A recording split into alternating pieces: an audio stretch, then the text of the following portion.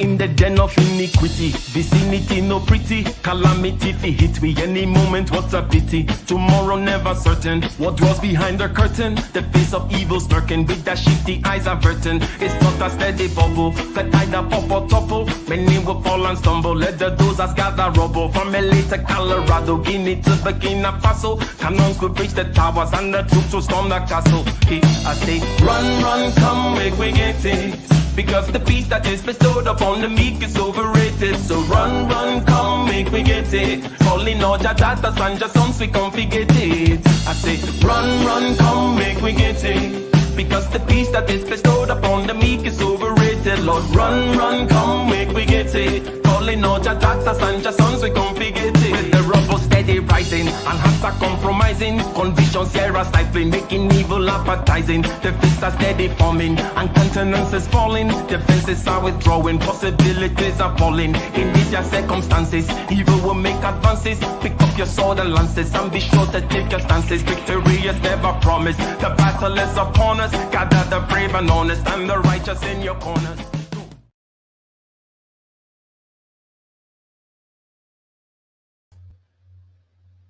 Bootstrapping your dreams, financing your dreams. Do you go for other people's money? Do you go for the professional money out there to start your restaurant, laundromat?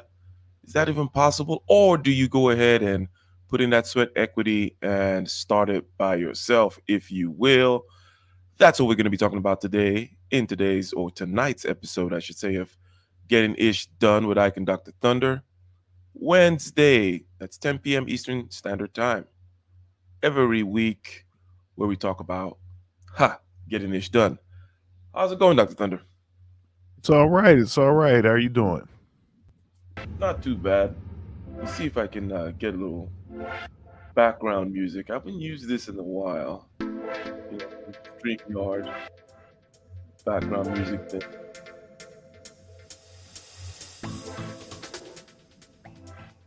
Turn it down a little bit.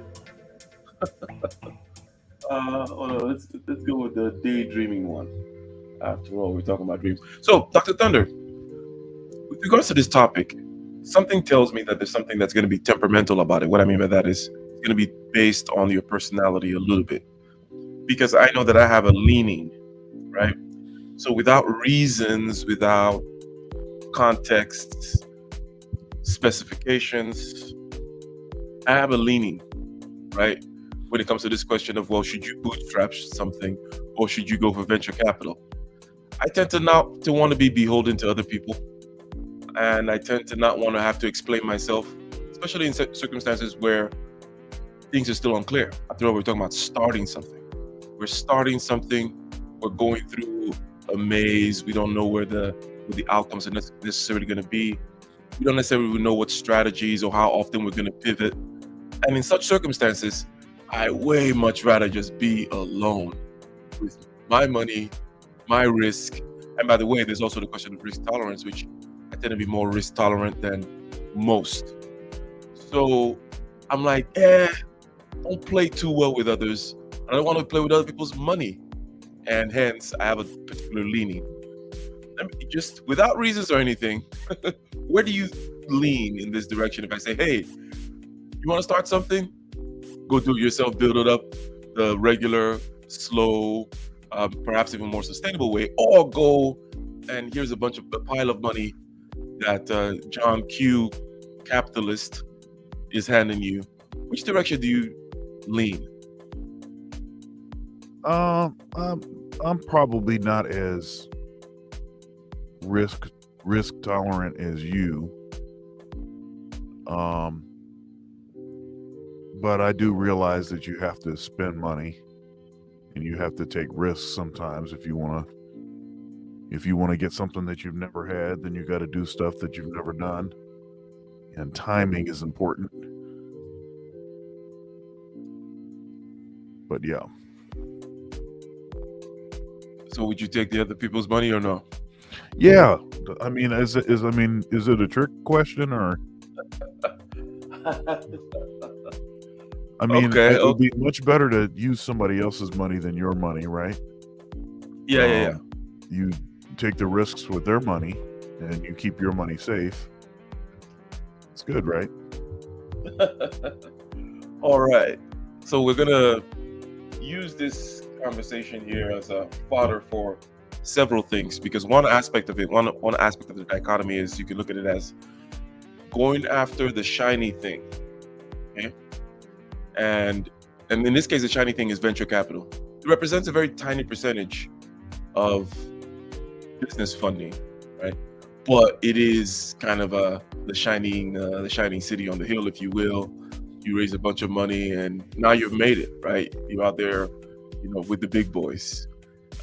Or you can go just the more traditional route, and it's not as fancy, it's not as sexy to go and just grind it out yourself, if you will. And there are many things on both sides that would actually, when we get down to context and specifications regarding the types of businesses and whatnot, there are many things that will come to be here. So I don't know how many parts this is going to be. It might be one part, Dr. Thunder, who knows? But it might be a couple of parts. Because while the question is simple and binary, I think that as we go through this video here, which I haven't really watched, but I trust this channel because I know the company, why company, their venture capital. So let's see what we can drag out of this one, Dr. Thunder. Let's go ahead and give it a go. Let me see if everything is all set. Watch his life on Facebook and be like, "This is amazing. He traveled the world. He got married. He had kids." I'm like, "Am I the idiot?" And like, the evidence was like, quite possibly, Michael. Quite possibly. This is Dalton plus Michael, and today we're going to talk about, should you bootstrap or should you start a VC-backed company? This is like a confusingly controversial topic. Yeah. I'm not really sure why it's controversial.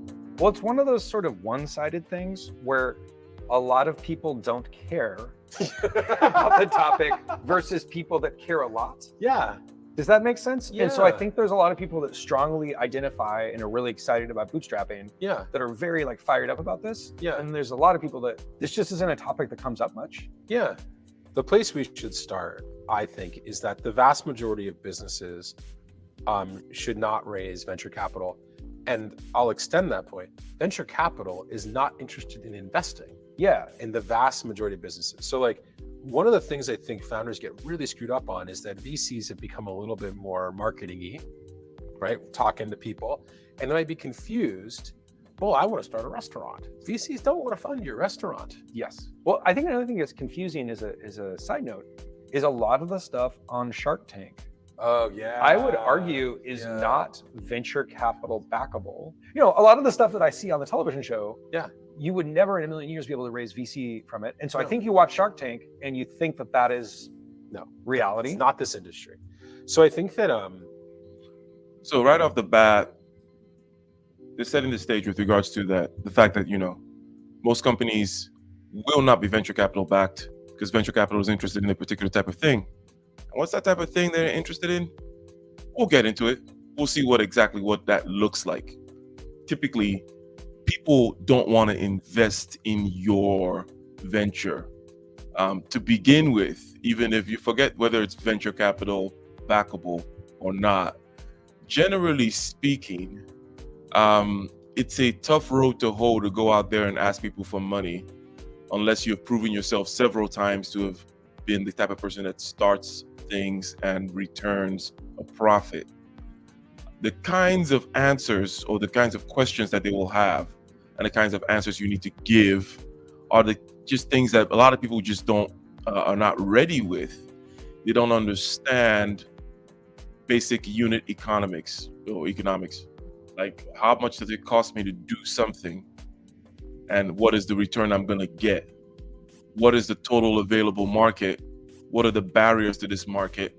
Because people just think that, hey, you know what? I'm going to go start a restaurant, which is one of the worst businesses, which is why I think they use that as an example. And hey, why don't you give me money, mom, dad, right? Because in this context, we can use friends and family and whatnot. But Dr. Thunder, what are your thoughts so far on the fact that most businesses are not venture capital backable? But if you bring it down to maybe more, shall we say, relatable terms, it is difficult to ask for people to give money. Or you, Dr. Thunder, why would you give somebody money, right? Uh, and if you kind of put yourself in that mindset of, why would I give this person money to go do something that that they claim that they want to do, and they're going to give me a return? What are your thoughts about this funding with regards to what was just said in general? Yeah, this reminds me of an episode of The Office where Michael is starting the Michael Scott Paper Company, and it wasn't like he was strategic about this. He basically,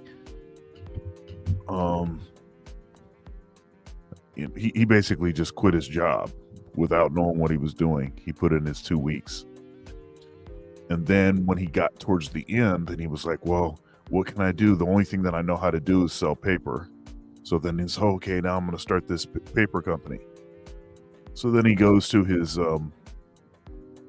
he assembles this team of people, which one of them is Pam, who was tired of being the receptionist, and she just wanted to do something different. So then she walked out on her job too. Then one of them was the failed CEO that did time in the clink and now was working at a bowling alley. And then the other one was this guy that was selling some diet pills.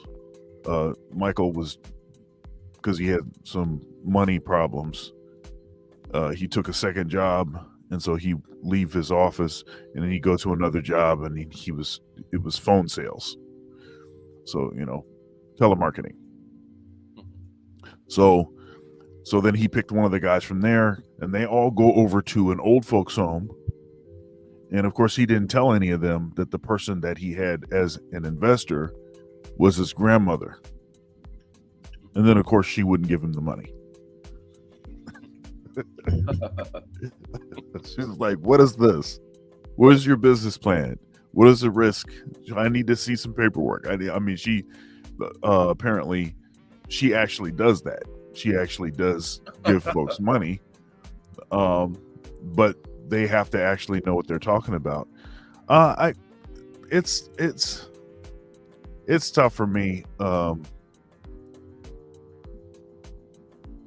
I don't know. I even have a hard time rounding up the bill to give to some like orphanage or something. So I don't know. I don't want to say that I am Scrooge McDuckish, but I might be Scrooge McDuckish. I don't know. Yeah. So it would seem like, okay. So on the one hand, you might want to take other people's money because, hey, why risk your money? And following the same risk principle, you say, hey, why give my money, right? I want to keep it. So in a certain sense, you're being consistent. The idea being risk averse. And hey, why risk my money if somebody's going to give me money? So let me go ahead and take other people's money, but I'm not going to give my money.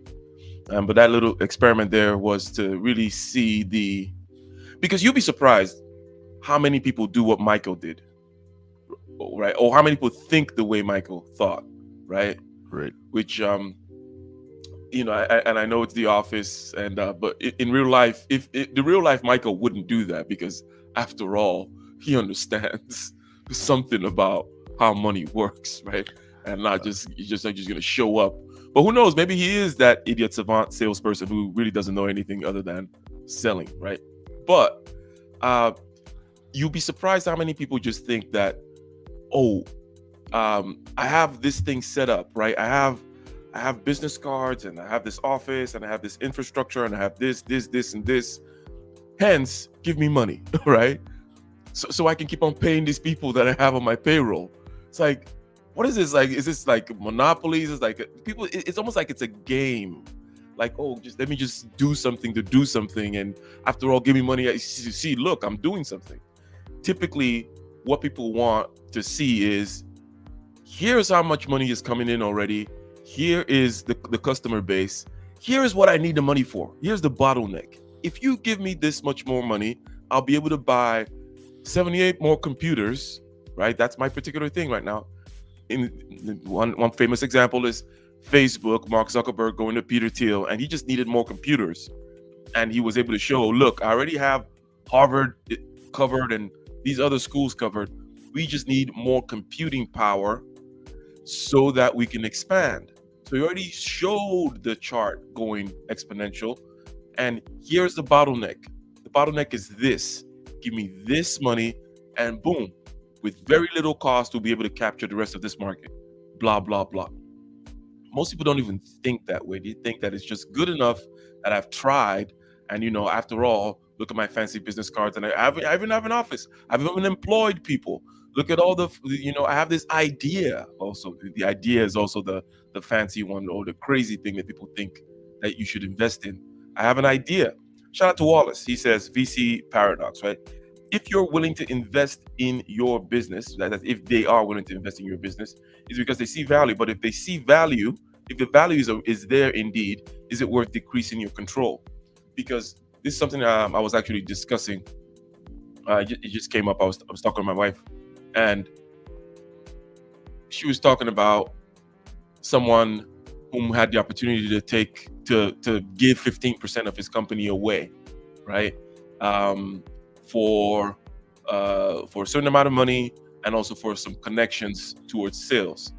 In other words, I'm going to put you in this pipeline, Dr. Thunder. Dr. Thunder, you're going to be making these little widgets for Saxis. And I have the market for you, Dr. Thunder. I have a market here. Like, this guy's going to be buying a certain number of units from you, guaranteed. And here's also some money for that little thing that you need in your shop.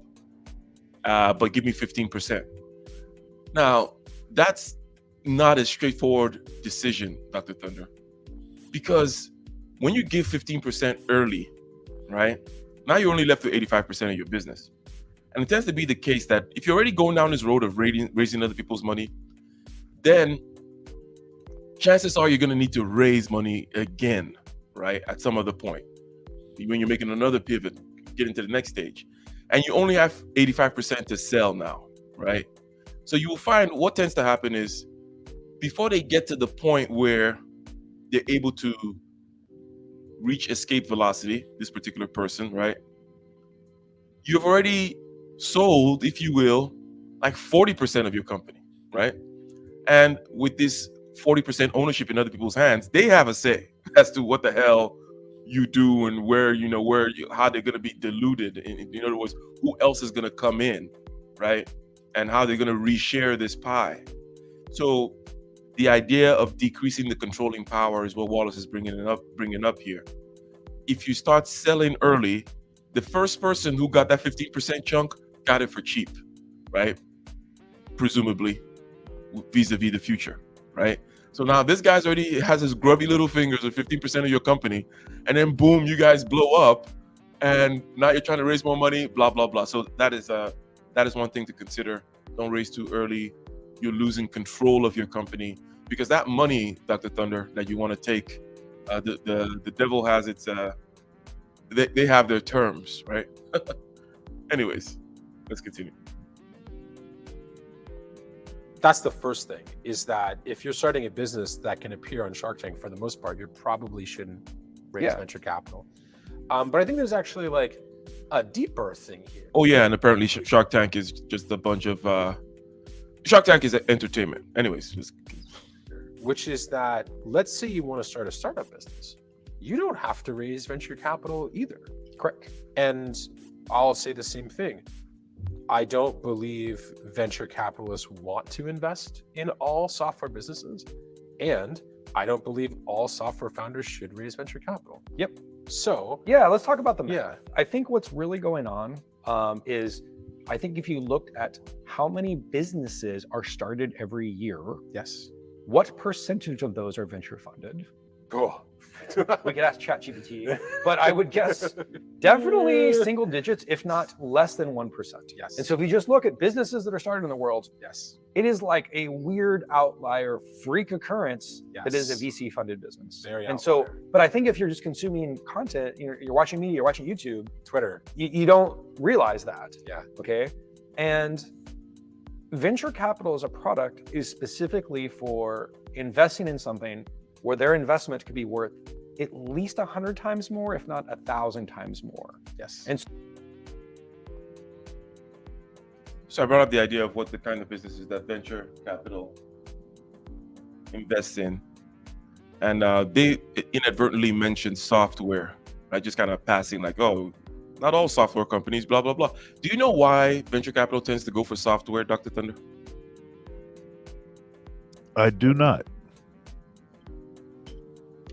It's actually because software has a very low marginal cost of production. Marginal meaning producing that additional unit, right? So maybe the first idea, the first concept, and whatever it is, you're creating a app, a ride-sharing app, a dog walking app, whatever it may be. There's going to be some sweat equity, some trying, some testing, some this and that's, blah, blah, blah.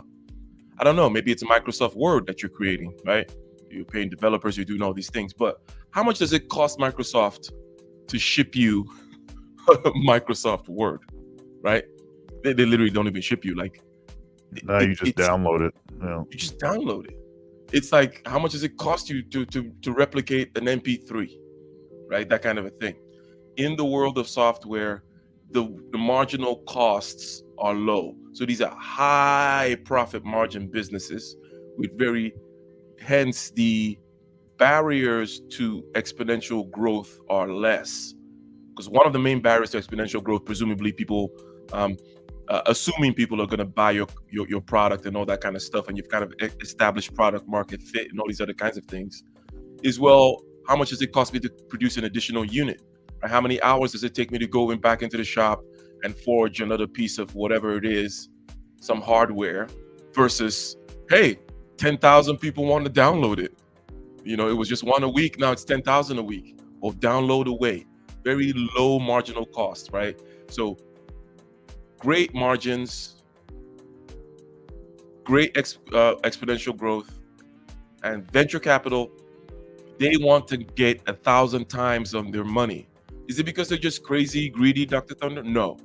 It's because out of every 100 company they invest in, maybe only 20 make it, and maybe only one is going to be that 1,000x, right? One is going to be that 1,000x that pays for the other 100 and pays for the maybe, you know, so I said 20 make it, but one is blah, blah, blah. So that one pays for everything, right? So they're out there giving money away left and right, all over the place. And they're not just looking for laundromat type returns, right? Or dentist type returns. They're looking for something that can really exponentially grow. And we just mentioned the software thing. So that is the reason. I don't know if that changes much in your life, but no, it makes total sense. I mean, as soon as you started talking, I was like, yeah. I mean, it's you know, it doesn't cost anything to distribute it. It doesn't, you know, it's sort of making something out of thin air. So the money, you know, so the money involved in actually creating whatever it is, it's not like you need gold or something, you know, to make it. So, yep. Yes, sir. Yes, sir. Yes, sir. And by the way, just another interesting point just came to mind because so they give 100 people money. The service providers in the startup world are things like Microsoft Azure or Amazon AWS, meaning these data centers, right? And back-end type providers, right? Because they're the people that are going to host. They're hosting your website, they're hosting your app, they're doing those kinds of. You just put it in those terms, right? They're hosting, right? So it turns out that a lot of venture capital money just ends up in the hands of Google, Apple, Microsoft, right? whether the company succeeds or not, typically the venture capital throws money. These people go and buy a bunch of credits with, and now also NVIDIA, let's say, for example, but data center and hosters and all these other kinds of things, including for ads as well, let's say, right? Google ads and all these other kinds of things. So a lot of money goes to Google. Another reason why to look at Google stock or whatever. But just understanding the ecosystem, a lot of the money goes to these host companies while people are trying to find their way. But once you make it, the host money company that you're paying, whatever you're paying Google a month or whatever, is very limited compared to how much money you can make. Anyways, let us continue. And again, they're talking about the fact that venture capital is looking for a lot of money in return, a lot of multiples in return. I just kind of described why that is. And the kind of company they're trying to find is a company that they can put, quote unquote, as he said, rocket fuel in, and it can really go far.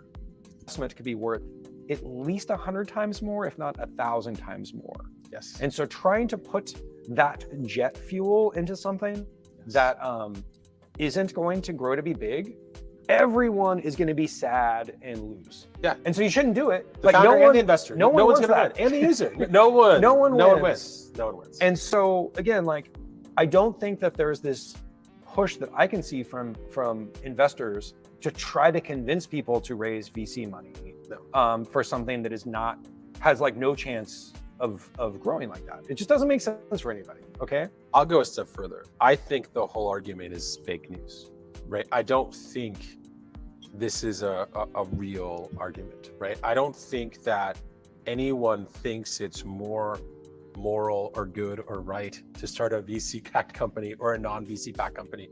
I don't think this is an actual debate. Yeah, I think that starting a VC-backed company, really hard. Not the best way to get rich. Not the best way. Relatively small number. Numbers are not huge. Not a good path. I always like to equate it to athletics. It's like getting into the NBA is really hard.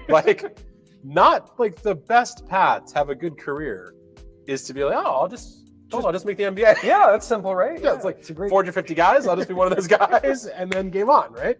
Right? They recruit from all around the world. I live in the world. Yeah, very straightforward, man. I like that one. Yeah, no. So this is not the only way to get rich. Let's take a further step. Most people who are rich did not raise venture capital dollars. Yeah, that's right. Did not start real companies. estate investing, stock market investing, being lawyers, being doctors. Again, go look up the numbers. Investors. Yeah, there's so many people, right? So this is not the only way to get rich. I think the other thing that's funny is there is no one trying to force you or cajole you into starting a VC-backed company. If you don't want to do it, don't do it. Correct. It's also a decision that you can revisit. If you don't want to start a VC-backed company now, but your Bootstrap product starts doing well and you want to do it in the future, great, you can. There's no one who is going to say no. You said you were bootstrapped on Twitter. I will not give you money. No. I'll get another truth. Empirically, none of the trillion-dollar software companies are bootstrapped with no VC dollars ever. Yeah. So if someone's telling you can make a $1 trillion company, maybe you can. Just no one's ever done it. Yeah. I'll say fact-based. And again, to look at the numbers, even if you look at software companies, even if you look at iPhone apps, if you actually did an audit of the App Store and you said what percentage of the apps in the App Store are VC-backed, it is tiny. But if you said what percentage of dollars that are spent in mobile apps go into VC-backed companies, I think that's very right, because dollars are going into. I have a few things I want to bring up here, but you see the question that Wallace has for you? Yeah, of course I would. That's a regular part of the. Yeah, that's just part of it. I will say it would depend on what it was that they wanted me to change. If it was supporting maybe a political agenda or something that I have an issue with, or essentially selling my soul. I want you to talk about the blue eyes of Jesus. Right. To really dig in there and add another verse, really going into the details about the blue eyes of Jesus. Yeah. Okay. Now, a couple of things here that have been said. They talked about the paths to making money, and in this case, I'm going to broaden it up to like a kind of a group, what some people like to call group economics, which is something that it's a stupid term. Group economics is the kind of stuff people say who don't really do economics, right? Because they kind of assume it's the kind of people who say, well, let's come together, right? We need to come together and, that kind of stuff, where people think that creating value is about some kind of kumbaya, I do it for the culture nonsense, right? It's like, you know what I mean? You know what I mean, right? The reason we're this is because we don't come together. It's like, no. That's not the way. That's not what's gonna move the needle. That's just your heart. Those are your feelings talking. Okay, that's not how it works. When your group starts acting in a different way, vis-a-vis, blah blah blah. It's not a feeling. Anyways, so the reason this came to mind is because we were talking about dentists, lawyers, doctors, real estate investors, right? In other words, if you take all the money in the world and you weigh it in terms of individuals having money, you're going to find a vast majority. It reminds you of some Chris Rock was saying. He was making a different point in his joke, but he was talking about a dentist being his neighbor, right? Tony Soprano's neighbor in the movie was, I think it was a doctor or something like that, right? So these people out there in Richland have different kinds of have your very kind of regular mundane, a dentist with a good practice that was able to then spin off several practices. As a matter of fact, if you have one good practice as a dentist, okay, and you're bringing in $50K a month, you're good. Right? You're good. You're taking trips, you're doing this and that, you're okay, right? You don't have to do some kind of crazy stuff. Now, the reason I bring this up is people bring up group economic stats all the time. And shout out to Mike V. I think in the last case close, he mentioned something about the percentage of venture capital that goes to white men, right? And this is a tiny percentage. Let me give it, it's like the women CEOs thing, right? If every CEO in the Fortune 500 company becomes a woman, right? Great, we have 500 women CEOs. What does that do really for the overall weight of the money of women, if you get what I'm saying, or the influence of women, that kind of a thing? Like, does that help the average woman that you have 500 CEOs? So does it help the average Black person in this case that, oh, we're in venture capital? Should you not be focusing on being the dentist, the accountant, the lawyer, the doctor, the real estate investor, the vast majority, more regular, mundane stuff? Again, going back to that shiny object question here. So I'm saying this for your general commentary. There's a shiny object kind of focus that comes up in this venture capital thing. It comes up in many other things, like the women CEO thing I mentioned. And people like to talk about, well, look, we don't have these venture capital people giving Black people money. And I'm just like, is that the first place you want to be looking at? And how would you expect to be represented there when you're not represented in the dentist sphere of things, right? I don't know. What are your thoughts, if any, on this? Well, maybe there's a time to have that conversation, but it's not when it's not in the moment. It's not like when you actually need to be doing whatever's necessary to pull this thing up, to locate the folks that are going to give you money and whatnot. I don't know that necessarily helps. I think perhaps you can have that conversation about percentages of folks and, perhaps a disproportionate hardship in getting things, started or whatever for certain groups. And then you can say, okay, let's collectively, try to balance this out or try to make this give certain folks access or whatever like that. That's fine, but that's not the conversation that you have in the moment. That's like a later, after you already got your money. Now let me start talking, about this issue. I think the mistake that people make is nobody cares about your complaining if you don't have any money. If you haven't done anything yet, they're not going to listen to you anyway. So you might as well get your bag. Then once you have your bag, then you can reach down for other folks and you can say, okay, well, there was X, Y, and Z about this process that was not to my liking. I'd like to see that changed. And now, you probably have a lot of folks that will actually listen to you. So, but I think it's a mistake to focus on the shiny object when you still broke. So, good point there. That's a nice one, because you're bringing it down to the, hey, you're an individual, you're trying to get in this particular door, right? That's not the time to be talking about the fact that your group isn't there, right? Because it seems rather uncouth. It's like,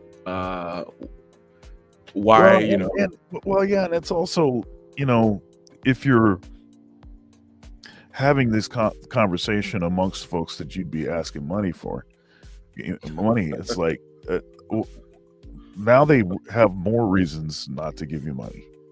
Exactly. And self-fulfilling prophecy. Now you're gonna go back and say, I told you, see, I told you these white folk don't want to give me money. Yeah, right. I just gave them a lecture about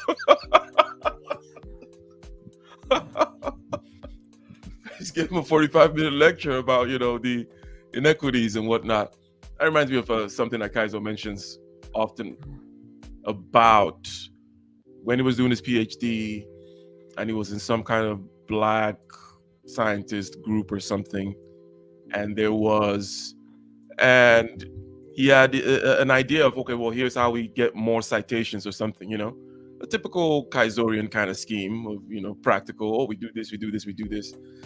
And these people, okay, and they were mainly women, they were like, no, let's raise funds to bring in this lady to tell us about how hard it is to be in the sciences as a minority. Oh, goodness. Let's go find some speaker where we can sit down and kumbaya and feel something. Again, that whole nonsense about not understanding how economics works, thinking it's about your heart and your feelings and commiseration and this and that. Like, you're gonna remain at the bottom if you do that as a leader of your family, your business, or just a leader of your own individual life. If you think it's about just kumbaya and stuff, as opposed to actually just dispassionately, pragmatically, and practically bringing value and pursuing the mundane, boring stuff, of the kind that Kaizo was suggesting. But no, they wanted to hear a speech. Look, you do know that there's almost no money in being an SJW, right? There's money for a very small percentage of folks that do that. The celebrities that for the most part, they made their money doing something else, or they're in a situation where they can afford to say risky things without getting fired, and so they used a different pathway, but then they used that to kind of stay relevant or whatever, to stay the focus of people's attention, but you do know that, like, as far as boots on the ground folks that are like out passing out flyers and stuff, that those cats ain't getting no money, right? You do know that this is not a viable, you're not going to get. Let me ask you a Kaizorian question. What do you think is going on in the minds of the what do you think was going on in the minds of those people who said, why did they look down on the practical let's go do this thing. Look at what these Chinese people are doing. Let's do that. And why do they lean towards the let's hear a speech? What's going on in the minds of such? Well, okay, so if I want to be generous, then I'll say perhaps they wanted to legitimize a thought that they had. Perhaps they wanted to do it the right way the first time and not make mistakes first. I'm trying to be, like I said, I'm trying to be generous. I don't think it's this stuff, but I mean, it's possible. It's more likely that they would probably rather hear somebody tell them that they should be better off than they are. I don't know, makes you feel better because somebody's agreeing that, you're being oppressed and X, Y, and Z. I think that's part of it. That might be that might be a lot of it, actually. And maybe there's somebody in the group that thought that we get this woman in here and she's going to be able to fix these problems right now for us, and then we're all going to end up with raises. Like, I don't know what idiot thought that, but I mean it's I don't know. Because you see, this goes to Booker T. Washington and Du Bois. It's Du Bois? Yeah, right? yeah. W.E.B. Du Bois. Yeah, I'm more Booker. I'm more Booker T than I am W.E.B. Du Bois. I think the real answer. I think the real answer to this, though, is both. But it's a timing. It's a timing. Exactly. Timing is everything. What you do first is everything. If I tell you, hey, go iron this shirt and then wash it, right? It's a very different outcome than wash the shirt and then iron the shirt. But hey, we're doing washing and ironing. Washing and ironing are important, but you got a dirty shirt, you got to wash it first before you iron it. Right? Path dependency, these physicists like to call it. But also, Malcolm X comes to mind because of that idea of not so much looking into quote unquote political, meaning like intergroup politics, but going into the intra-group practical fixing of your ish, right? Yeah. Because there is a mode of being in the world which is hyper political, right? I tend not to be that way, right? In other words, and by this hyper political, I mean where the example we just brought up was somebody coming in and saying, hey, what's the percentage of X type of people here, and why I'm this? What's the egalitarian? What's the program for this? What's the program for that? Or the kinds of people that say, hey, the reason we don't have this is because we don't come together as a people, as opposed to, well, the reason is because we don't have certain foundational things which we need to fix, like let's say maybe families, right? And we need to fix that, and families it's not gonna do anything special other than induce, or shall we say, impart upon basic, practical, boring stuff like discipline and some basic virtues on the kids being raised, right? It's not magic, or if we all raised our fists in the air and loved each other more, then the dollars will circulate more in the Black community. It's like, no, it's not gonna happen. Okay, no matter how much you wish, you guys could all come together and say, let's circulate the dollar more. Next day, it won't circulate. Okay, that's not how it works. So this is what I mean by political type of stuff. It's focused on marching and agitation and what's the deal. I don't know. Maybe just based on the, I talk a lot about, culture and politics and whatever, that's, I talk about it, but I don't play politics. I realize that if I want to get something done, I'm going to have to do it myself. Talking about issues and things, I think sometimes people get fooled by what's actually happening. I mean, you have these sort of political talking heads, even on the major networks, and yeah, they're up there complaining about the white man and stuff, but they also, made themselves something, likely before they even started having that conversation. And there's a lot about them as far as probably personal discipline and all of that kind of stuff that, you got to have that stuff. So so there's a lot about them in that regard that the quote unquote community that they're advocating for could stand to learn. Like they should derive from them, as opposed to and it used to be, look, it used to be too that it used to be that even folks with silly political views, they would still agree on stuff like hard work and effort and doing the right thing and all of that kind of stuff. They would be in agreement about those kinds of things. And now it's gone so far where I don't know, it's seen as some sort of shaming people or something that haven't achieved at a certain level if you tell them to work hard.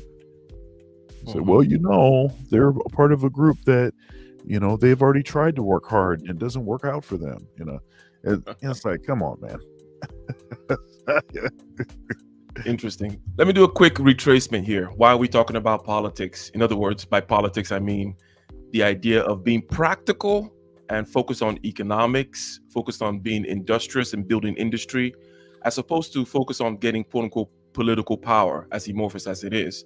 And we're talking about the fact that in order of operations and in terms of timing, you need to have your ducks in a row, your discipline, your structures, which are within your control and not in the control of the other person, generally speaking, and perhaps fistful of cash of your own before you start talking about the political arena. And likewise, if you're going to go into a venture capital world or going to ask people for money, it's not the time to bring up the fact that, oh, we don't have a representation here. My type doesn't have representation here. You just go in, show the value you're trying to show, and tell the people what they need to hear. Presumably, you've done the work to back it up in order to get that money. And this is because there is a small percentage of venture capital money that actually goes to Black men, right? Because after all, we're talking about bootstrapping versus venture capital, okay? And we're talking about the fact that, look, a vast majority of people whom are rich, whom are the neighbors of the rich, right, are not all basketball players and celebrities and this and that. It's like, no, right? That's a tiny percentage of people, okay? Kobe Bryant's neighbor is probably some real estate guy. Rest in peace, Kobe. And as Mr. I forget his name now. His name just, but I mentioned him a while ago. A comedian talking about the fact that his neighbor is a dentist, right? Oh, so Chris Rock. Chris Rock. The dentist, the lawyer, the banker, the real estate investor, the, just regular stock market investor, and all these other kinds of things. That's where the bulk of the money is. So you should the idea would be, these are the low-hanging fruit, right? These are the low-hanging fruit that just take your basic run-of-the-mill, go get a dentistry degree, and then put up a shingle, and then, 5 to 10 years later, you're pulling in 50 grand a month, which is not bad, right? That kind of stuff versus looking at the shiny numbers and say, oh, well, we're not Fortune 500 CEOs and we're not in venture capital. It's like, well, the numbers don't add up. If you're not getting the dentist money, then why do you think you're going to be in the Fortune 500 CEO money category? Blah, blah, blah. Don't focus on the shiny thing. That's why or how we got here. And we're going to continue here. Again, shout out to the people in the chat. Go ahead and click that like button and share the stream. This is Getting Ish Done, where we talk about getting ish done, right? Practical advice, keeping things simple, measurable, actionable. And today we're talking about bootstrapping versus raising venture capital. Here, if I can. Amazon and eBay and like all that kind of stuff, right? Yes. And by the way, I want to be clear. Neither of us are saying you should want to make one of those companies. Yes. Or you that should come from inside of you. Exactly. Not from YouTube. No. Right? Like, I actually kind of try to convince people not to. It's Well, like, it is because if you need to be talked into it, that's a that's a bad sign. Yeah, so I like to talk about why it sucks. Yeah. So I think the other thing is that no one is trying to say in our industry that if you make a great software product that allows you to make enough money to live a good life and it's not VC backed, that you haven't won. You won. Yep. Like, I had a friend who made one of these companies. You might have used his product. His product generated about $30,000 to $50,000 a month and took about 7 to 10 hours a month of maintenance. Mhm. The entire time I was working on my startup, he was living life. Like, I would watch his life on Facebook and be like, this is amazing. He traveled the world, he got married, he had kids. I'm like, he won. Like, that's like good for him. Like, there's no Yeah. like Again, this is the one-sided thing, Yeah. is that we're like, great. Yes. Like, we're like high-fiving Yes. that That's dream amazing. versus Yeah. that there's this two-sided battle. 97% of the time I was watching that Facebook, I was like, am I the idiot? And like, Kind the of. evidence was like, Quite possibly, Michael. Quite possibly. Yes. And he's still doing great, right? And so, like, this is really clear. It's like building a great small business, software, small software. Even the business. term small bothers people. It's just non-venture backed. Yeah, non-venture It could be big Yeah, in you- non-venture backed. You're making millions and millions of dollars. Yes, totally fine. I think the other thing that's kind of maybe a dirty kind of underbelly here is, who is spurning this argument? Like, who's incentivized for this to be a big issue? Yeah, I think that this has been just like a topic that gets a lot of engagement online. Yeah. And so, yeah. you know, if you want to get people agitated about something, this is a pretty good topic. And then you can use it to promote stuff. And so, yeah, I'm not going to name any names, but I can think of folks over the years that are like kind of built a following around encouraging people to do this. And to the extent it is helpful and more people are improving their lives doing it, that's great. Yes. But there's a little bit of like creating a fake controversy And then monetizing it. a little bit. And so maybe people may have this question watching this video. Michael, why should I apply to YC? Like, why should I do a venture? You guys just did a great job of explaining why not to do it. Well, why should I do venture? So I think that there are some businesses where you actually need money up front. Yes. And if you need money up front and you're building a software business, the venture capital industry can help you get money up front. If you don't need it, don't take it. Yes. I think that what's so interesting about this is that there aren't many other good mechanisms. Like, if you need millions of dollars or $10 million to get your company to break even, there aren't other mechanisms in our economy to give that to you. If you build Let's use an example of Google. I don't know, just because famous, one of the most valuable companies in the world. Yeah. You know, I don't know how you could have bootstrapped that. And so again, maybe the audience is saying, well, I don't want to build Google. Great. No one is saying you have to build Google. But if Google wants to build Google, but if the founders of Google want to build Google, yeah, it doesn't seem mathematically possible. There's no route they could have done it. No without bank raising money. Yeah. There's no loans they could have gotten to buy the servers and do the things they did. No. And so we should just be thinking about VC as enabling incremental entrepreneurship that wouldn't be around otherwise. Yep. Not as cannibalizing anything. Like, it's just enabling an incremental founder. I think the other thing is, you have to remember, if you want to raise a lot of money, but you can't explain to the investor why you might IPO and give them a lot of money back, then you can't raise VC. We want to be explicit. Like, it is a business transaction. It's not a faith transaction. Correct. It is, I give you money now, you give me a lot more money later, or at least you try really hard to. And if you can try really hard, but the result can't be a lot of money, I shouldn't logically give you money now. Not because I don't like you, or because you're not a great person, or these users you're trying to serve aren't great. It's just because it's not a good business transaction. It's Just another quick note here on some specifics. I mentioned earlier that software companies are well suited for venture capital because venture capital is looking for 100x to 1000x their money. And this is because they're doing the power law thing. They're doing the law of large numbers because they put a lot of money out there In other words, they're going to invest, let's say, in 100 companies, 20 break even, and out of that 21 is the one that does 1,000x, and it makes up for all the money. And it has to be a software. Well, software is well suited for that because there's a low marginal cost of additional production of a piece of software. There is money needed in the beginning, typically because of all that server and compute stuff, right? The other thing that is coming up now is the way that the venture capital is going to get their money back is that the company is going to go public, right? That's the typical path, right? And that's what he was talking about, IPO. IPO means initial public offering. So you have to have a path, just like if you're doing a regular business where you're going to raise money, maybe it's from friends and family, but you're going to be Michael Scott, you're going to go to your grandma in a home somewhere and ask her for money. You need to show her a path of how this laundromat is going to return her money, and it needs to be a timeline, and it needs to be very simple math, as in, hey, I'm operating at this scale right now. Here's all this available market available to me. As a matter of fact, I'm having to turn people away, right? Because I don't have this money to put in these 5 more machines or buy this other location. This is a prime location, right? And I'll be able to get these other people.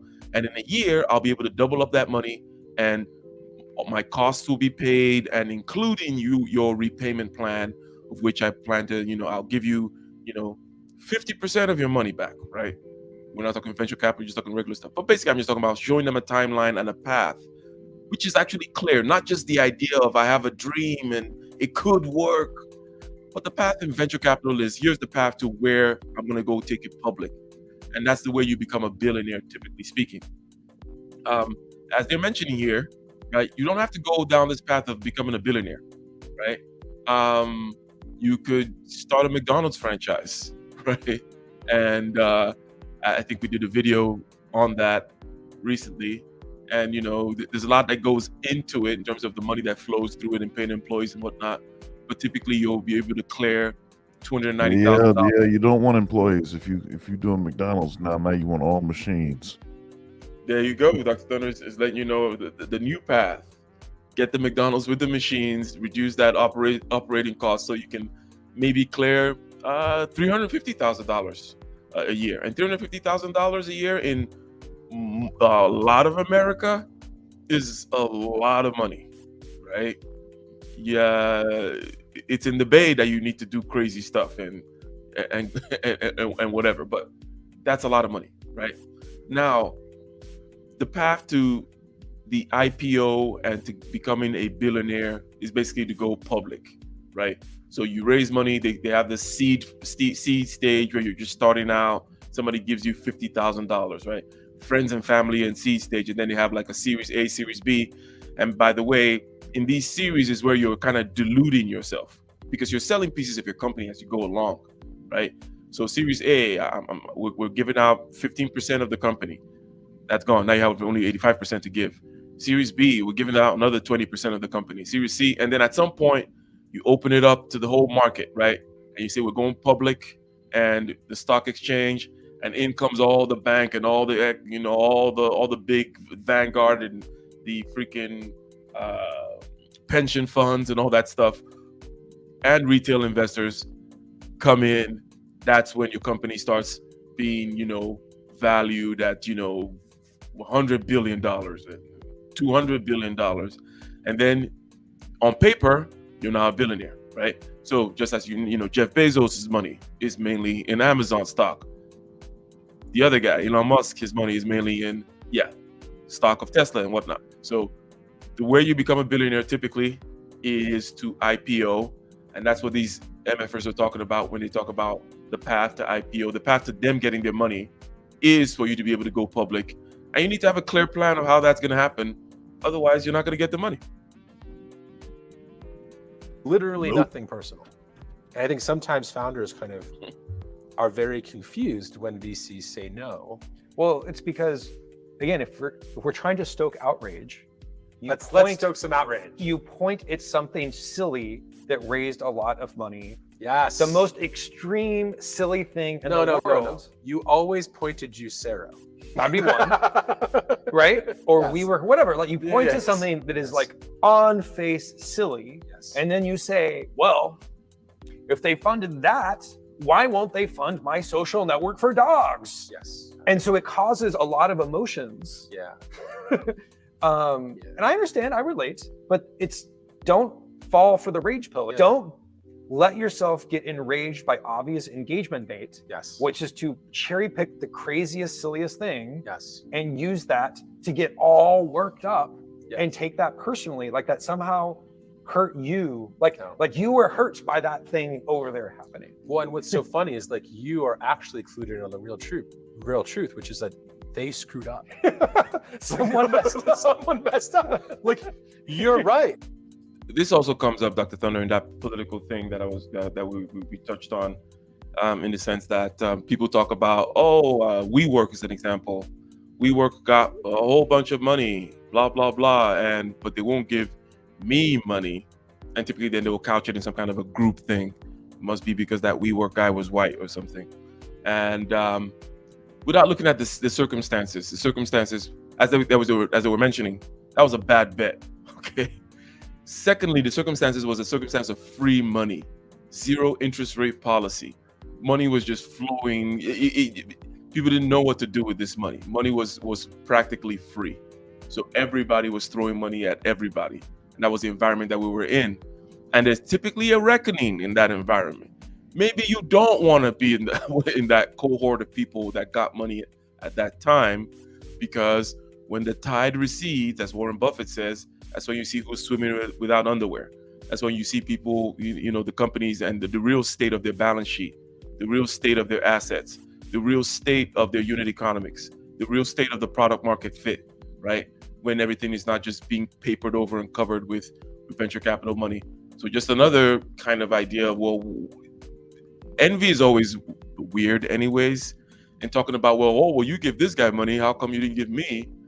Especially if you don't understand the full circumstances. And why would you want to be that guy anyways? Don't you see what happened in that circumstance? You're pointing some crazy idea that got anyways, whatever. Let's continue. Unless you had something you wanted to say. Yeah, and actually this is from a little bit earlier. See, so if you're smart, you'll make your money, then you'll start talking, or you'll get good at something and then you start talking about some group dynamic or issue or something. Okay. Now, I think because of this, I think actually a lot of folks from the, we'll call it the dominant society, they're totally flabbergasted and surprised that a brother will sound like a brother after they got their money. Oh, I didn't know that he thought like that at all. I didn't know that he even, was aware of this. Or I just always thought that he was, he just didn't see color, and he was, I thought he was like, he really was like us. He was like, no. He knows how to code switch. He knows that it's not going to help him get what he needs to get to by complaining about, their policies and how they disproportionately, like he's like the only one, that ever gets called. He's not going to talk. He's not going to do that. But when and if circumstances arise where he can actually start to voice that, then it's like they act like they're totally surprised. This dude actually will sound like a brother. And this is interesting because, in a matter of speaking, this is kind of what was going on with Bill Cosby. Right? So Cosby, he was doing well, and it wasn't that he never talked about group politics or anything like that, but he had a lot of money, and he was going and doing a bunch of stuff that folks do that have a lot of money. So then when he decided that he wanted to sound like he was a brother from Philly and start, talking about, folks not pulling their pants up and X, Y, and Z, then it was like surprising to everybody. But it's like, yeah, he's still a brother though. You know what I'm saying? So he does still have a certain lived experience, that of a brother. So that's always an interesting sort of thing. And that's also why I don't really dig that the colorblind thing. I put something on my LinkedIn, and actually it was sort of a jab, but now basically it's there, so whatever. And because everybody, most of these academics and stuff, they've got their their pronouns. Everybody's got their pronouns in their in their LinkedIn, and they've got their pronouns and their email signature and stuff like this. Well, I was like, okay, well, that tells me what dog in what fight there is with you. I said, okay, I'm just going to put something like black men and boys. So that's what I did. I put black men and boys where folks were putting their pronouns. I put black men and boys because that's an issue that I actually care about. Right. And somebody contacted me, and it was like, well, does that mean that, do I have to be a black man? Do I have to be black to listen to your music? And this kind of stuff. I don't know, man. So sometimes it's like, I mean, can you, that colorblind talk wasn't really, it didn't literally mean that you're like, can't tell that somebody else isn't from where you're from. You do know that, right? So anyhow, I just thought that's funny. It's it's the other side of that. It's like, yeah. So it's like, yeah, I mean, that isn't, I don't know. Go ahead. Yeah, it's okay. Well, okay. I mean, how about the the whole gender, well, the pronouns and whatnot? People who move forward with that. Well, do I have to be somewhere on the LGBT spectrum to be part of the whatever, or blah blah blah, right? Diversity, equity, inclusion, and belonging. They've added belonging to it now. Just by the way, that just came to mind because I've every once in a while I see these articles and these types of things. But belonging, there has to be a belonging and whatnot. But I don't know how. See, this is what is so hokey about all of that. They're trying to say stuff that you can't guarantee. You can't. You might look. Nobody can guarantee that you're going to belong and feel belonged and feel accepted and all that kind of stuff. Nobody can do that. See, that's a big issue, and that's a problem with. That's why a lot of people are so turned off by the diversity, equity, inclusion stuff. Is even in circumstances where good arguments are made and maybe initial purposes were let's call it the right thing. The stuff has gone so far that it's like belonging. Like, really? I mean, that is not something that can be promised to you, because you can't make everybody accept, folks. And I think that's part of the cancel culture thing. I think that's part of what they're trying to do, is make people feel as though they have to do all of these things to make everybody feel accepted and belong and stuff. But I'm like, man, I mean, it's all fake. It's all phony. Mm-hmm. I'd rather know that somebody rocks with me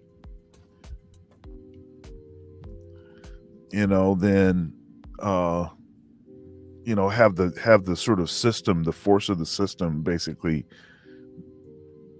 push you into, force you to comply. You don't know what you got then. You have no idea. The whole purpose of free will. My son, he asked me these really insightful questions. He's getting to that age, and then it's always a series of questions, because we'll start talking, and then he wants to know more and more, and we could just be talking for a long time, actually. But wait a minute, I lost where I was at.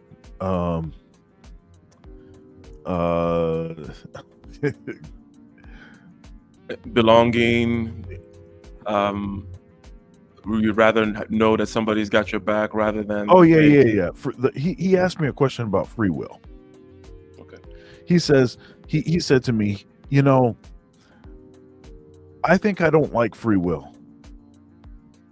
He says, because if everybody didn't have free will, if everybody had to do something, then all the bad stuff in the world wouldn't exist. I said, that's an interesting point that you're making. That's true. But you also wouldn't know what people's intentions were. You wouldn't know if a person was your friend because they liked you, or they were your friend because they're being forced to behave as though they like you. And he was like, oh, yeah, that's the issue. But it's like we're trying to create with the force of media and cancel culture and the Overton window and all this. We're trying to force people to do stuff that they don't want to do, and just put a nice name on it. But there still is free will, and I don't know, man. Yeah. And we'll land the plane here shortly, but I wanted to. Something came to mind as you were speaking about this, right? And it's a little complex, actually. Not so bad, unless we want to make it complex, But it can be put simply. Before I say the thing, let me just say that generally speaking, there are ways of inducing, shall we say, cohesion and loyalty, structures within certain types of people. If you take law enforcement, for example, or the military, right? The military is very good at kind of, getting past racial barriers, even, or other kinds of barriers, and having this brotherly camaraderie. Same thing with law enforcement. They're all bleeding blue over there or whatever. And one of the things that is true about these types of organizations is a clear command structure, right?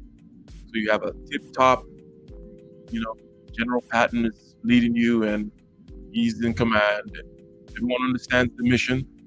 Everyone understands the virtues or competencies required for executing well on the mission.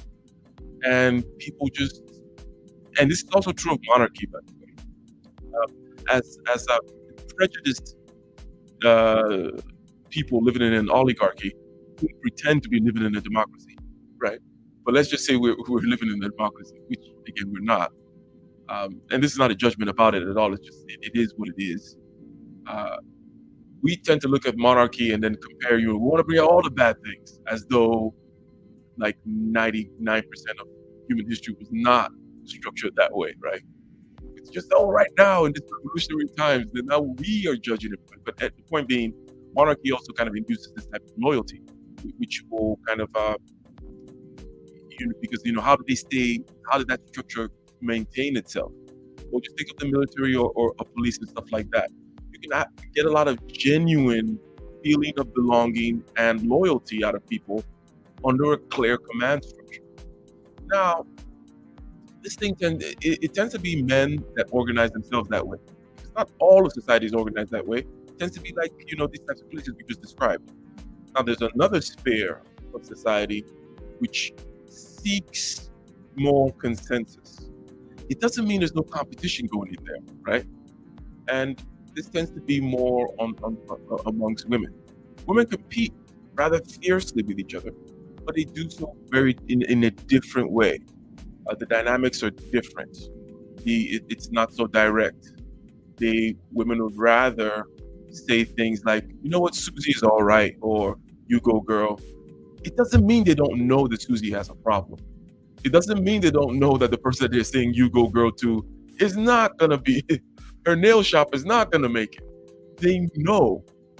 What I'm getting at, Dr. Thunder, is the female dynamic of seeking consensus or any kind of consensus seeking, egalitarian seeking, let's outwardly project equality and egalitarian and belonging while also still knowing and competing fiercely is not easy to operationalize, right? And I think that the world, the corporate world, got itself in some in a bind here when they try to operationalize something which is evolved independently, mainly amongst women, and they know how to play that politics very well. Okay, I'm sure you may have observed women playing that politics in their way. It's not like you know that it's not like they're oblivious to standards, Dr. Thunder. You know that they know what works and what doesn't work. You know they know who again, I'm not talking about places where there's particular dysfunction, right? Let's not talk about places where there's particular dysfunction. I'm just saying in general, to steel man this particular different modes of operation, where one is kind of clear hierarchy and you can induce a lot of camaraderie and loyalty. And there's another one where it's a little bit more veiled, right? Where outwardly we say certain types of things in order to induce a certain type of egalitarian ethos, but there's a fierce competition still going on. How do you? I think that it's perhaps is a mistake. It's still still kind of early, but I think that it is obviously way more difficult to operationalize the second style, right? As opposed to the first style, which is just here's the goal, here are the competencies required. We arrange ourselves in a particular way, and we induce loyalty that way, and the feeling of belonging just kind of comes with the structure, as opposed to let's try to talk about you belonging, right? While stabbing each other in the back, that kind of a thing. I don't know if that makes sense. It's the struggle produces that camaraderie. You have the same. You all know that you've gone through the same things. Everyone has had to, to deal with, everything, and that doesn't mean that everybody's going to get along, But what it does is it at least produces a sense of respect. Everybody's like, well, this dude, he's handling his business. I'm going to respect this dude if we disagree on something trivial or not, and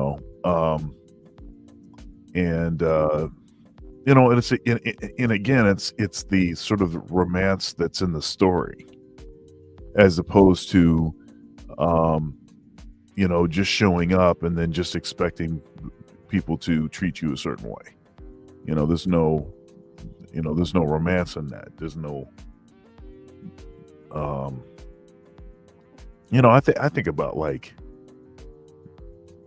this saying, it's a joke, but the reason that people won't really do this is because there's no story, there's no common struggle, there's no history, there's none of the stuff that people actually care about, and this is why they don't do this. But this whole idea of when your wife gets 50, trade her in for 225s, and yeah, some folks have done goofy stuff, but the reason that mostly guys don't want to do that is because you just think of all of the stuff that you have to do over again. All of the conversations you'd have to have again. And then even if you have those conversations, it wouldn't mean the same thing. Right? It's just like that's the part you can't just like make people have that.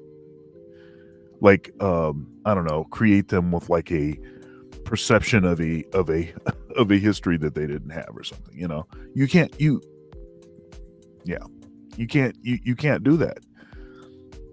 It's never going to work. That's why it does not work. The thing that actually bonds people together is a shared history, shared challenges, and overcoming some of those, a lot of the things, maybe failing together. That's actually what does it. It's you can't create it any other way. There's no other way to do it. So all this stuff is just a exercise in futility. It's not going to actually do anything, and they're screwing everything up as they're conducting this stupid experiment, this stupid social experiment. They're messing everything up. It's like, dude, come on. Yeah, it's definitely interesting, as they say. Given the incompetence of most people, and I'm not talking about that they're drooling idiots or that they're evil or anything.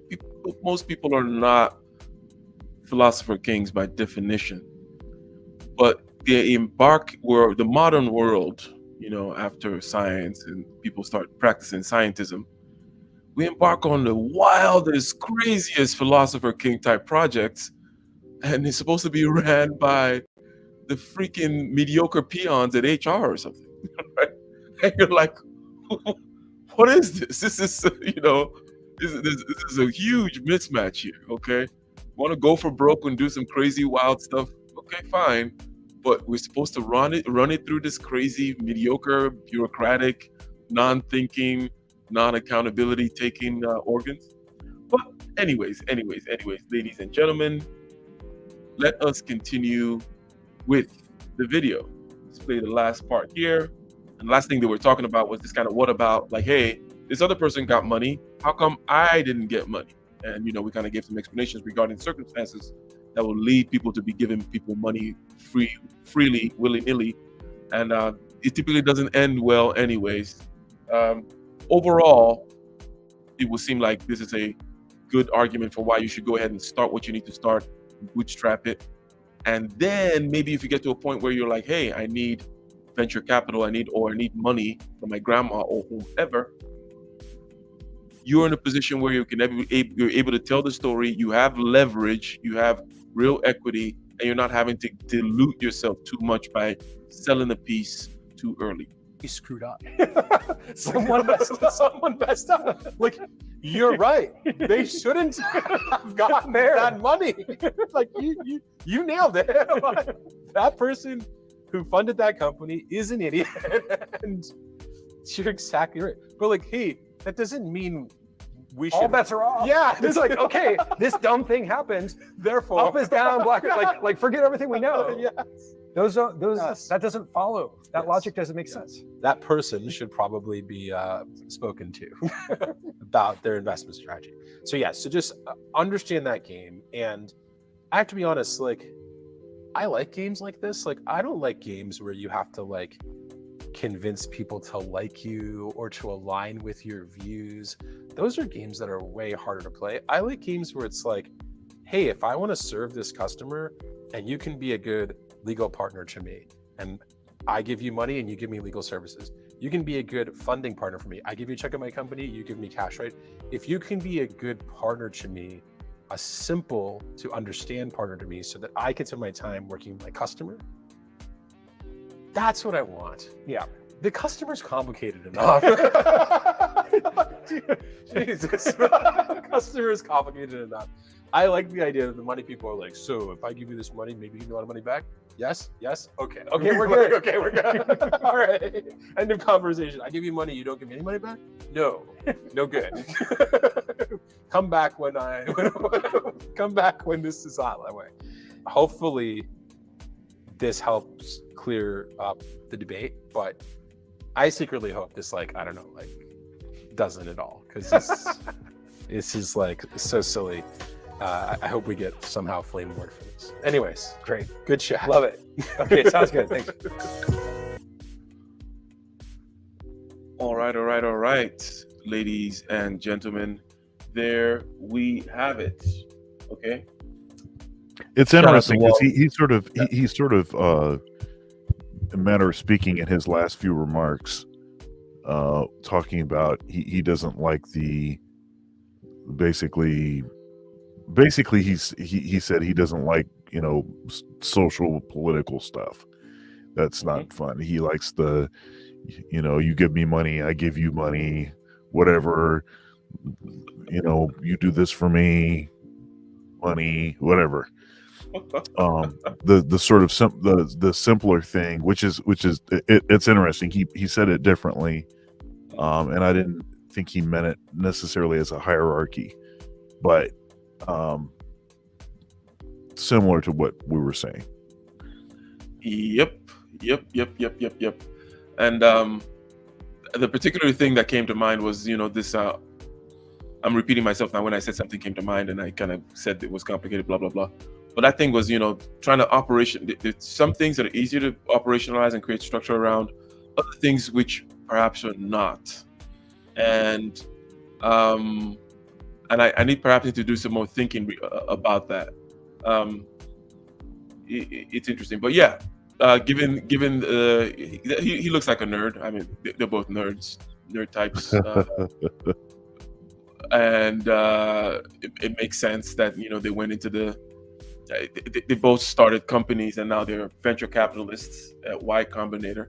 And yeah, it's it's a simple kind of transaction to do. It's apolitical, not about, well, we got to come together. Dr. Thunder, why aren't you giving me money? This is why, after Dr. Thunder tells you no, you're like, yo, this is why black folk will never get ahead, you see? Because Dr. Thunder doesn't want to give me money for my business. We'll never make it, you see? You see the white folk, they stick together. It's like, no. They might, in aggregate, from what you're looking at, or they might in other things, but that's not why. It's not the primary thing, bro. It's not the primary focus. That's not what's really going on there. That's not how you're gonna get there. That's not how you are gonna, fix your intra-community issues, if you will. But ladies and gentlemen, something I'm just gonna mention this.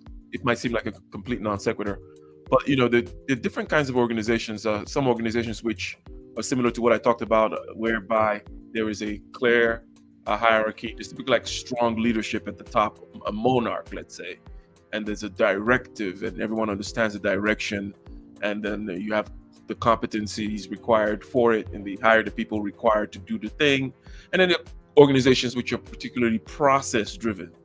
It tends to be the case that out here in the West, in modern times, by modern times I mean ultra modern times, past 20 years or something like that, the organizations tend to be way more process driven. Typically, anyways, as an organization gets larger and larger, it tends to phase in from one to the next. If you think of startups, since it's kind of similar or in the path of what we're talking about, a startup in the beginning is kind of like a monarchy, right? You have the founders and you have the clear direction, and pivots are easily made, and that type of stuff. And then as things start scaling, you start to depend more on processes and whatnot. There was an interesting thing about what people tend to think is that, in these kind of clear hierarchical structures, it is easy for people to grab a hold of the organization and kind of control it. That's what people think, right? But the actual truth is completely counterintuitive. It's the opposite.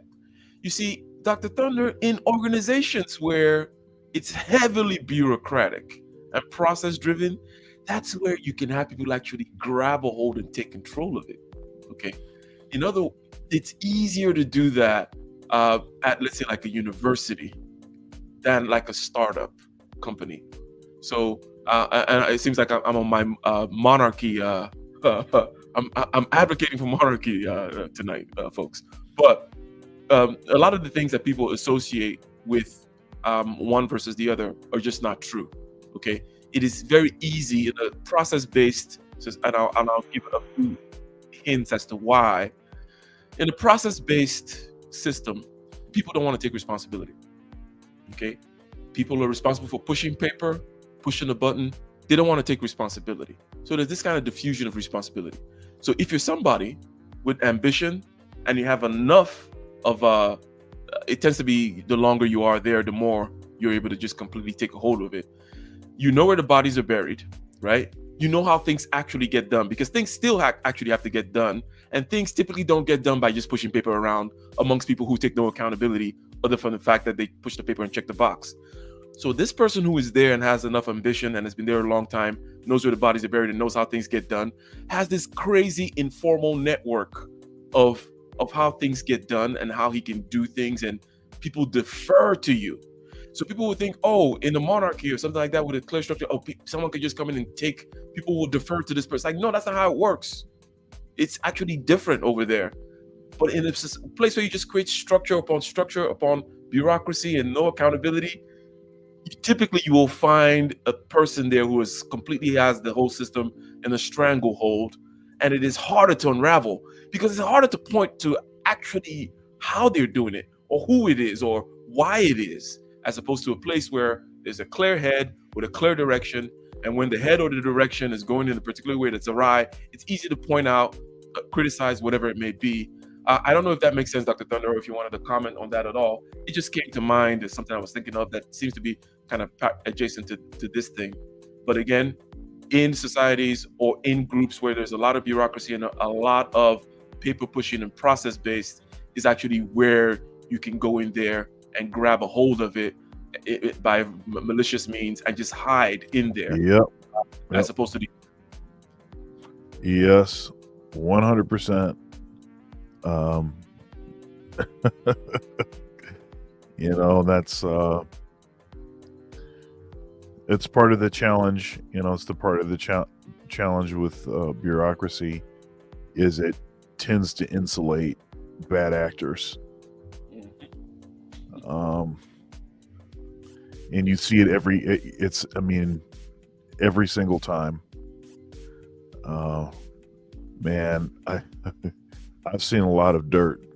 I've seen a lot of bogus stuff, and people get away with stuff that they never would have gotten away with. But that's what it is. I mean, and those kind of folks, they, you know, it's like a moth to the flame, right? They can't resist it. They're going to find themselves in those kinds of situations, and they get really good at hiding their BS. So yeah, I just saw that C Shield says he wants to come up and ask a brief question. If you see the link there, and I didn't see it on time, if you see the link there, got a minute to hop on. Keep it brief. We try to keep this at an hour and a half, and we're already at and yeah, it's late over there in Dr. Thunder, and for me over here it's early because, you know, whatever. Right, it was late, now it's early. It was late, now it is early, indeed. But while you come up, we talked about, should you bootstrap or take venture capital? And at the end of the day, we were able to use this as fodder for several aspects of several things. One was chasing the shiny thing, right? Chasing the shiny thing, or talking about the political thing, as opposed to getting your nose down and getting in, right? Also, understanding what you would need to demonstrate or show people who want to give you money in order for them to give you money. And then we learned some very particulars about this particular silo of venture capital and why they give money to software companies, because software companies scale at relatively low friction with a low marginal cost of production, of low marginal unit cost, practically zero, cost zero to produce another unit of Microsoft Office. You just download it. and also because they need to get that 100x and 1000x and all that other kinds of stuff. And it represents a very tiny percentage, by the way, right? Overall, I tend to not want to mix my money with other people's money because I find that people don't want to be as risky. And also, when you're doing things that are not set in stone yet, they're not fully established, there's no real explanation as to how you're going to get to places. And people are always looking for explanations, right? And people don't understand the magic of how certain things work. We're going through another round of cryptocurrency bull market, for example, right? And then I hear people hitting me up now, asking me about, just people, personal life. Oh, hey, what's going on with Bitcoin? It's like, no, the money is made in the bear market. You should have been dollar cost averaging since the market peaked and troughed in 2021 or something. At least since then, you should have been buying whatever it was. You should have looked at the market cap, understand some basic technical analysis, buy and hold, understanding how the market is going to work, right? Most people are like this. In other words, most people are of the sort that just don't understand what it takes or understand the magical aspects of taking risk. They want some kind of a clear formula. So that's why I tend not to play well. Be up in a minute, says C Shields. Yeah, but that's why I tend not to play well. Dr. Thunder, do you want to add or revise your initial thrust regarding taking other people's money versus bootstrapping? No, I still like using other people's money. I still prefer to use other folks' money. However, I will say it depends on how risky what it is.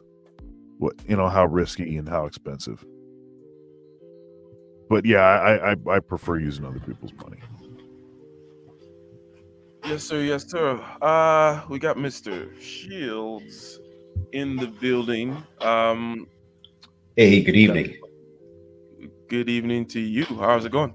I'm doing well. Good to talk to you. It's been maybe two and a half years since I last spoke to you, man. So good to connect again. And Dr. Thunder, pleasure to make your acquaintance for the first time. You got the floor. You got the mic. Go ahead. I know you guys are short on time, so I'll keep it brief. But I've really been enjoying the stream and just hearing the insights. Question, though, pardon me if I didn't maybe catch this, if this was touched on earlier in the stream. I'm curious to hear both of your thoughts on the corporate/venture capital push in some sectors on either race-based and or gender-based investment as a move for social equity. Curious to hear your thoughts on that. Wow. So the idea of, and the word escapes my mind, or is it an acronym, Mr. Shields? We're talking about it's that thing which the corporations now have to social responsibility. I think it's called corporate social responsibility. Yeah, social responsibility. Yeah, that's the grandfather term. There's a recent There's a recent thing that they've been using in the Davos spheres and whatnot, in order to represent this thing. Now, I think that so you have certain, shall we say, venture capital outfits that say, well, we're focused on women, right? Or we are focused on, I don't know if there's any that's focused on Black men. And I assume these are the kinds of things you're talking about, right? You're like, okay, we're trying to create more equity in this space, and hence we're going to be focusing on that. I tend to, besides all the things which we've mentioned about it, which would suggest our general feeling regarding looking at, regarding, the chasing of equity, if you will. But I tend to see it as completely unnecessary, right? I think that you keep things simple at this particular gate here. Whatever it is, whatever the root causes of inequalities, you're not going to solve it here. Let's say one of the root causes is family, right? You're not going to solve it here at your at the venture capital gate. So basically, is the idea a good idea? Do you have customer product market fit? Have you demonstrated good unit economics Have you demonstrated a good path whereby I can get my money back? And then you have certain other kinds of rubrics, such as there's some people, for example, Jason Calacanis is a venture capitalist that talks about, well, he has some very, very basic things that he asks for. Like, he has to be 2 founders, no single founder things. At least one has to be a developer, and the other can be something else. And then you have to actually have customers, paying customers, and a certain set of other things. And then if you happen to be white, black, brown, or blue, great. Maybe I advertise and I put myself out there more in certain markets so as to attract other types of people, and this only works to my benefit in the sense that let's say it's more women I'm looking for, and I want to tap into, quote unquote, as they say, the other 50% of the population, right? Because there's talent over there, there are ideas over there, and also let's say even with regards to, and I'll say this one thing, I'll pass it on to Dr. Thunder.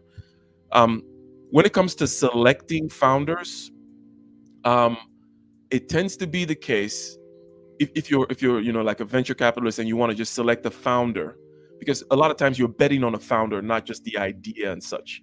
When it comes to selecting a founder, right? In other words, the aspects of selection that depend on the personality of the founder, women tend to be very good at doing that kind of stuff. Okay. Now, it's not just because they're women; they have to have a whole set of other things that they have, right? They know the business, this, that, and the other. But they know how to kind of see and read a person. Maybe I'm putting too much of a qualification on this particular attribute that they have, but in aggregate, women can do that kind of thing rather well. So maybe I need to bring more women in my team so that I can do this aspect. And then men tend to be good at the scaling aspect. Where, okay, well, how do we scale this thing, or can this person scale? Blah blah blah. So those are my thoughts. Not necessary at all. The root causes of inequity needs to be or inequality to be handled somewhere else. Advertise more broadly so that you attract a certain kind of people, and then understand that yes, there are disproportionately certain types of skills that are not equally distributed amongst the sexes in this particular case. And I just give you an example with regards to selecting people and the aspects that have to do purely with the personality of the person. Women tend to see that more clearly than men do. What are your thoughts, Dr. Thunder? I don't really have anything more to add. It is the case that there are less of these sort of targeted investors and in black, in black men stuff. But other than that, I don't have anything really to add. I mean, I think you pretty much said what I would say. Yeah. So, Mr. Shields, does that did we at least address the question at all, or did we miss what you were trying to say? You did, and that essentially what contributes to my inquiry, I'd say, in terms of the question is, I play with this idea of diversity for diversity's sake. So if you say, hey, in the tech industry, maybe only 8% of the tech industry is, or even less, maybe 5% of the tech industry is Black people, and 13% of the U.S. population is Black people. So we should have a representation of 13% of Black people in this particular industry. These are the kind of things that, folks and I kind of have these conversations and these debates and wonder, what is the value add, practicality, etc. of these, movements potentially to try to bring more folks into those sectors for the sake of education, et cetera, et cetera. Please go ahead. Yep. Yeah. So one of the challenges, culture, historical context. There's a long list of things that are going to have an impact on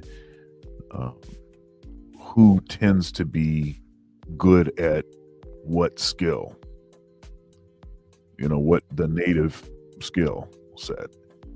And so, although I suppose in a general sense, you could use it as sort of ballparking something, but Black folks are 13%, so they should be 13%. I look at it more like there are certain communities that have more of an abundance of, we'll say, lawyers. A lot of lawyers come out of one particular community that small hats. And now that's not to say that other communities don't have lawyers, but there's just a lot more lawyers that come out of that community. So if they're overrepresented, that's why. It's because the culture produces more lawyers. It just does. That's not to say that you couldn't find some black lawyers, but you're not going to find as many as that come from that community. You might say the same thing with, I don't like using the athletics example as much. People always jump right to that. And I don't like using it because it's not really the same conversation. Because that conversation is totally based on genetics, right? Height, hand-eye coordination, muscle density, and stuff like this that generally produces certain kinds of athletes. So I don't think that's the same discussion. I would prefer to look at, you could say, for instance, there's more black musicians. So then you would say, okay, well, if black folks are overrepresented as musicians, then we can say, okay, no big deal. What's happening right now in the academy in particular is, though women are there's more women in college than anybody now. There, 15% more women are getting undergraduate degrees than men. That's according to 2022 survey or whatever, the research looking at these numbers specifically. But they're still clamoring that women are still underrepresented in STEM and underrepresented in X, Y, and Z, and they need more support and they need more X, Y, and Z. So I find that problematic because you're not going to have it in equal distribution, depending on what the discipline is. You're not going to have an equal distribution. You're going to tend to have more folks that are interested in one thing than other things. And that's just going to be what happens. So even when their numbers are way outpacing men's numbers, they can still make this claim that they're still being oppressed and not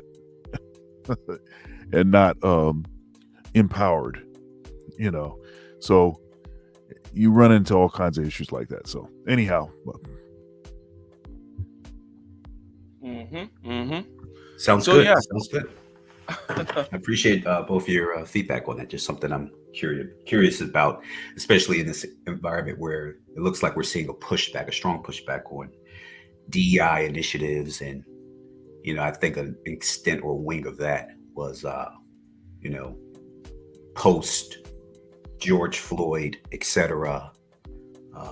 Even in the venture capital space, tying into this current conversation, there was a seeming push to say, this is our opportunity to do some social good, to lift a group of folks who have been economically suppressed in this country, give them a leg up, a means up, a way out through economics, through funding their businesses, etc. So this is a topic that I'm definitely starting to read into a bit more, investigate a little bit more. But I appreciate ESG. ESG was the acronym I was looking for. It used to be social responsibility, and now it's environment, social, and governance, which basically completely those are like just completely disjointed, like environment, social, and government. Like, some people just picked it. But interesting point that you bring up and it dovetails with many things. It dovetails with the thing I was talking about with the monarchy versus, blah blah blah blah blah, many things. The particular oligarchy that controls us, which is kind of it could be argued, but the cathedral in media and academia, right? And there's this cathedral that tends to agree with each other, right? And if you think that it's some people tend to think, oh no, it's these big companies, it's Facebook. It's like, no, it's not the companies that are controlling you. Harvard investigates Facebook. Facebook doesn't investigate Harvard, right? And Harvard is a representative of this cathedral here. Harvard, media, and then the deep state, right? The deep state meaning. And What do you mean investigate? When I say investigate, I mean question, right? And point the finger at, and cause to be led into give testimonies at Congress. And When you said Harvard investigates Facebook. when I say Harvard, yes, that's what I mean. But Harvard I used as an example of the complex of media, academia, and the administrative state. Okay. Of which they tend to kind of go from one. They're not people deep in the State Department versus being at Harvard versus being in the New York Times. They all read from the same hymnal. They tend to agree with each other. Right. And that, I think, is the oligarchy that actually is controlling us. It's not necessarily the people. And they have this particular religion that they practice of wanting to do good. And I think that most of it is actually genuine wanting to do good. However, the George Floyd problem is not going to be solved by adding more Black people to your roster in venture capital. It's completely disjointed. And again, this whole thing, as Dr. Thunder has pointed out, does kind of discount the individual and the individual's choices in this. And it's just people playing chess with what they consider to be a just representation, which is just a simple formula of, if you're 13% of the population, then you should be 13% of this, that, or the other. But I mean, do you have do you have free will or don't you? And if you have free will, then that seems to be the most powerful factor. And you can't. It doesn't matter what you do, you're not going to be able to get around that. I mean, unless you're going to just basically advocate for communist rule. Nobody actually has a choice. They choose the career for you. You're going to be, you have good hands. You'll be a brick mason. You're okay. You come from a family with a lot of lawyers. We'll let you be a lawyer. But it seems like these initiatives are also a means of, or an attempt at, I should say, repair for past wrongdoing. So, yeah, I don't see. I don't want to take a sharp left turn here, Okay. but I honestly don't see these programs as I see them more as a way to keep the status quo, to maintain the status quo, than they are actually to make substantive change. See, the folks that are actually running this stuff. Okay, so my general issue with multiculturalism is you basically end up with a group of folks that disproportionately lean towards the dominant society. They wouldn't be selected as part of the representatives of these other societies if they didn't show to the dominant society that they could be trusted, that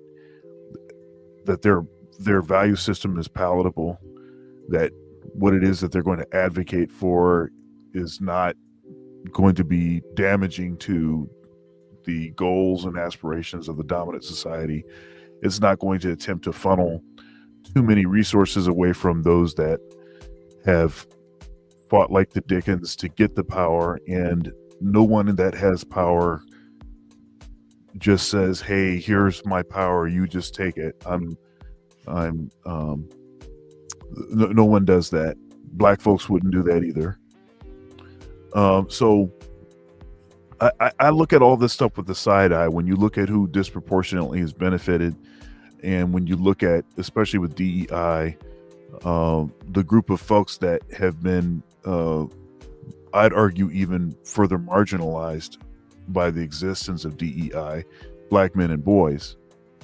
Because when you in the same sort of time period that we're talking about, we'll say starting with the George Floyd business, if you look at the money that was taken in by Black Lives Matter, and then you do a simple, okay, who did they give the money to? The smallest percentage was given to is given to heterosexual Black men and boys. Now that's a very strange. That's very strange that that's the case. If the momentum was gathered due to atrocities that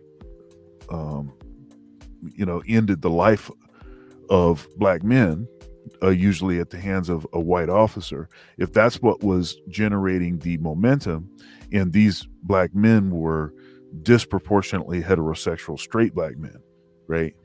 So it's interesting that is what gets this started, creates the momentum so that anybody is, even blacking out their, profile picture on social media or anything.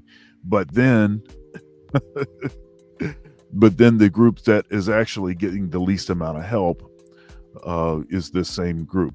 So, but this is the same strategy and the same ploy that's been played over and over and over, which has funneled the money back to who it is that that is proposing these ideals. The affirmative action primarily benefited white women. 83% of the recipients were white women. Anytime you continue to add more quote unquote inclusion, when folks start talking inclusion, that's code for screw the Black guy, because that's what's going to happen. All of these other things are going to be catered to at a much more aggressive level, and the Black men and boys are going to be left with whatever's left over. This is also one of the reasons why I think that this sort of dismantling of DEI and affirmative action is going to have minimal impact on Black men, because we didn't really benefit from it in the first place. Well summarized there. Well summarized. And nice to hear from you. C Shields, come back again. And may I say one more thing, Ike? Go ahead. And again, I know you're German, I'm pressed for time, but it just came up listening to Dr. Thunder and tying it to just our conversation. Effective altruism. Are either of you familiar with that concept or that movement? Yep. Right. So the idea of, by SBF and such. Yeah, go ahead. Yes. Yeah. The idea of like, we should create companies, make a ton of money, and then we can distribute that money in philanthropic ways. And maybe that's worth a deeper conversation, I think, to dive into on another live show. Yeah, I tend to be much more we'll say less. I'll say it this way: less cynical about very targeted approaches at addressing issues. So, like if I say, look, I see that there's a problem with this particular issue. Okay, I'm going to do a bunch of stuff to fix that issue. So I have more respect for that. And well, first of all, you can actually track that, right? So if somebody's saying, hey, this is my goal, I want to fix this issue, and I've been doing this for 20 years, then it's like, well, has that issue gotten any better? Right? As opposed to this sort of doing things by committee, or not by committee, I'm sorry, creating umbrellas and throwing a bunch of folks in the umbrella and in the group that don't even they don't have anything in common. They're not even related. There's nothing related, about them, and so then therefore you couldn't pool resources and then give an even allotment to folks of the stuff that you get, because it wouldn't relate to a bunch of the folks in there. That people don't need the same things; they need different things. But what this does do, the DEI thing, what it has done is it's made a lot of money. So you can funnel in a lot of money, and then you don't actually fix any of the issues. And then when people say, hey, my issue's not fixed, they say, well, you didn't fund it enough. You didn't give me enough money. So then, okay, let me give you more money. Yeah, well, you didn't allow us to do it for long enough. What exactly how was the money spent? Oh, 90% on LGBT stuff. Okay, I see. So that'll be probably why these other issues, didn't get fixed and didn't get addressed. So, and it sounds cynical, but I tend to be less cynical about folks that say, look, this is what I'm trying to accomplish. It's very narrow. It's a very specific thing. And I'm putting my money, my resources, I'm raising money, I'm doing, all my philanthropy is going to be towards this specific thing. I have more respect for that, because then I can look and see what you're doing, and then we can measure if it's been successful or not. Yep, and that is in line with the ethos of effective altruism, generally speaking. And it's a good topic. My skepticism with regards to effective altruism has to do with the kind of godlike complex, and not just because I have a aversion towards godlike complexes, but there's certain practical issues that have to do with the utilitarian calculus of knowing, right? What the most effective thing is going to be. I agree that being targeted and being smart about the effects of things, as opposed to just blindly giving to the Red Cross, for example, or rounding up your dollars and cents or whatever at the grocery store to give to the kids, right? Whatever the kids, the children's hospital, whatever the hell that is, right? I think that's more effective to be targeted. But the general idea of I'm going to calculate for the future and the past, given the complex and chaotic world as we know it to be, I think that the effective altruism tends to go too far. But that's going deep in the weeds on the effective altruism thing. But I'm sure you understand that, Mr. C. Shields, if you brought it up. So I'll give you the last word, Mr. Shields, on this, and we'll wrap it up.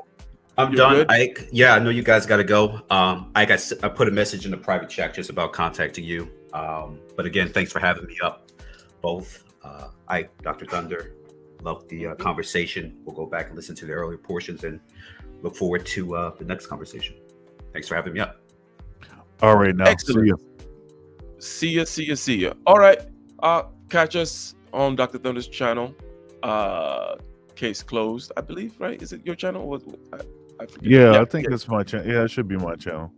No. Yeah, wait a minute. Hold up. We're talking about this coming Sunday. I think this Sunday's good. Yeah. Okay. So this Sunday is good. Case closed. Highest level conversation on the most relevant topics in this space. Next Wednesday, same time, 10 p.m. Central. 10 p.m. Eastern Standard Time.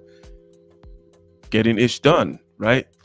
And but then the Sunday and Wednesday after that, I'm gonna be traveling back on Sunday, and then once I hit the States, I'm gonna be traveling within the States, so it'll be tricky that week. But we're not there yet, and until we get there, shout out to you in the chat. Shout out to those who contributed in the chat. Shout out to C. Shields coming up on the panel.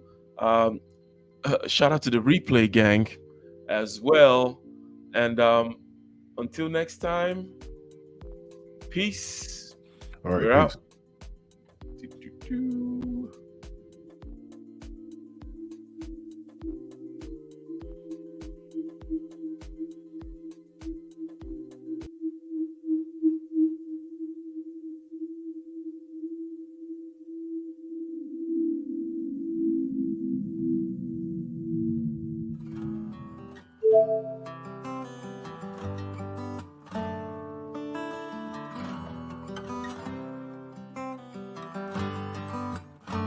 in the den of iniquity. Vicinity no pretty, calamity fi hit we any moment. What a pity. Tomorrow never certain. What dwells behind the curtain? The face of evil smirking with that shifty eyes averting. It's not a steady bubble that either pop or topple. Many will fall and stumble. Let the dozers gather rubble from LA to Colorado, Guinea to Burkina Faso. Cannons could reach the towers and the troops will storm the castle.